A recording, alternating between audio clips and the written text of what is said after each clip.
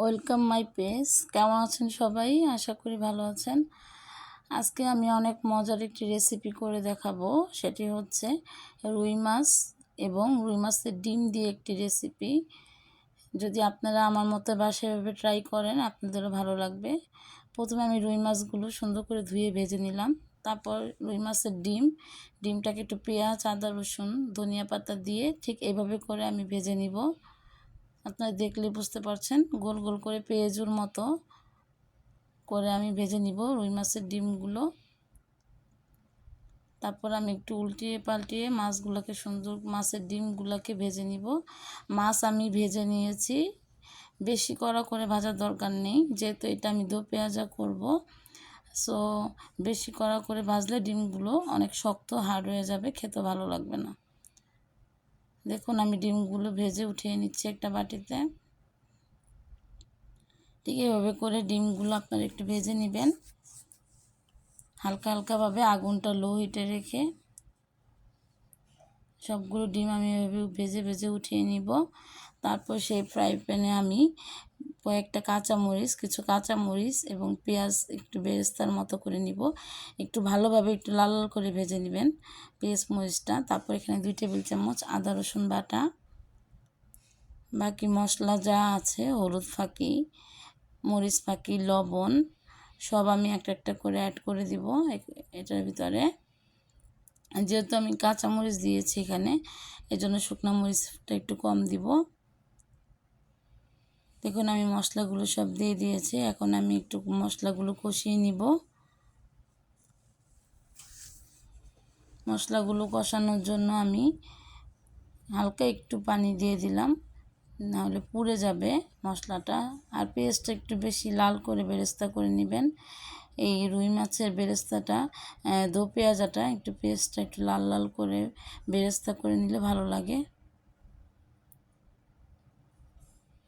এই যে হয়ে গেছে আমার মশলা কষানো, আপনারা দেখলেই বুঝতে পারবেন।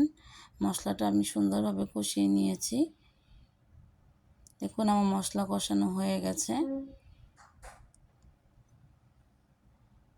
এখন আমি এর ভিতর পানি অ্যাড করে দিব, 1 কাপ পানি। মশলাটা সুন্দর করে ভাজা ভাজা করে কষানো হয়ে গেলে কোনো গন্ধ থাকে না মশলার। এখন আমি এর ভিতর পানি অ্যাড করব 1 কাপ। অবশ্যই মনে রাখবেন আপনার এই মশলাটা ভালোভাবে কষিয়ে নেবেন। আমার যখন পানিটা বলক এসে পড়বে তখন আমি এর ভিতরে অ্যাড করে দিব সেই রুই মাছ ভাজা এবং মাছের ডিমগুলো সব আমি অ্যাড করে দিব।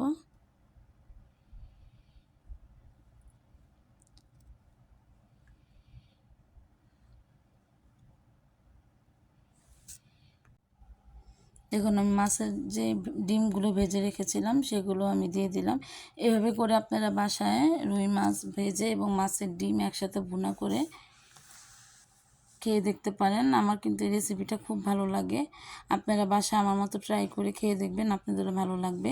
মাছের ডিম আর মাছটা একসাথে ভুনা করলে মজা লাগে এমনি। আপনারা আমার মতো ট্রাই করে দেখতে পারেন, আপনাদেরও ভালো লাগবে আশা করি এই রেসিপিটা।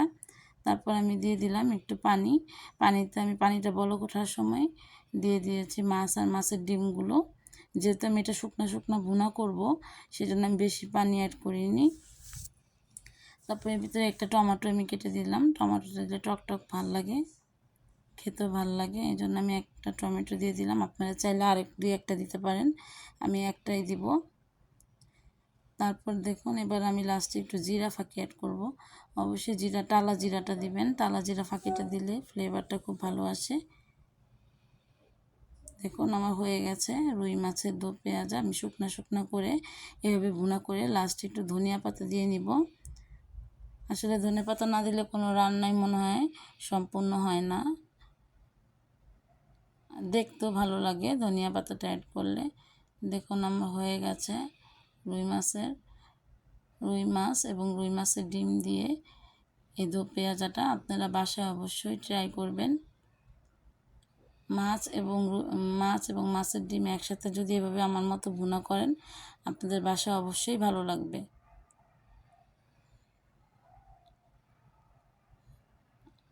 যদি এই রেসিপিটা একবার ট্রাই করেন আপনাদের অন্য কোনো কিছুই আর প্লেটে নিতে হবে না, এটা দিয়ে আপনাদের খাবার শেষ হয়ে যাবে। দেখুন আমার হয়ে গেছে রুই মাছের ডিম এবং রুই মাছ ভুনা। যদি আমার এই রেসিপিটা আপনাদের ভালো লাগে অবশ্যই বাসায় ট্রাই করবেন।